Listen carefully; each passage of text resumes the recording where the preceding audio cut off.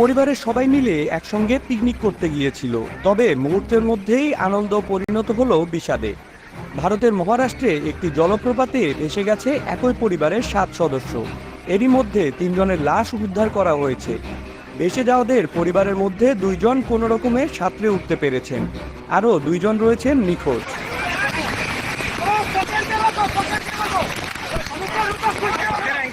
মুম্বাই থেকে 80 কিলোমিটার দক্ষিণ পূর্বে পাহাড়ি শহর লোনাভোলায় আরও শত শত পর্যটকের মতো ওই 7 সদস্যের পরিবারটিও গিয়েছিল ছুটি কাটাতে।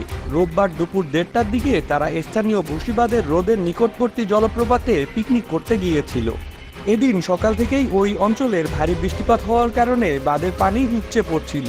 এই পানি যোগ হওয়ায় জলপ্রপাতে পানির প্রবাহ বেড়ে গিয়েছিল। সেখানে থাকা অন্যান্য পর্যটকরা তীরে ভিড় করে তাদের সাহায্য করার চেষ্টা করছিল, কিন্তু ছুটে চলা পানির উন্মুক্ততার কারণে কেউ ঝাঁপিয়ে পড়তে পারছিলেন না।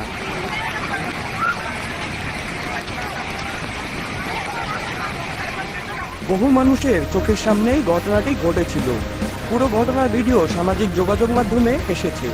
আতঙ্কে জমে যাওয়ার মতো এই ভিডিওটিতে পরিবারের শেষ মুহূর্তগুলো উঠে এসেছে।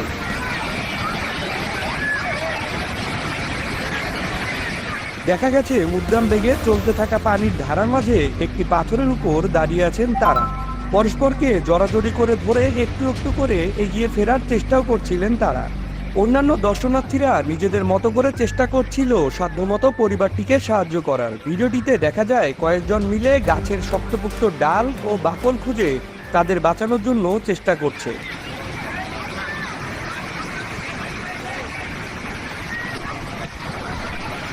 তবে শেষমেশ শেষ রক্ষা হলো না।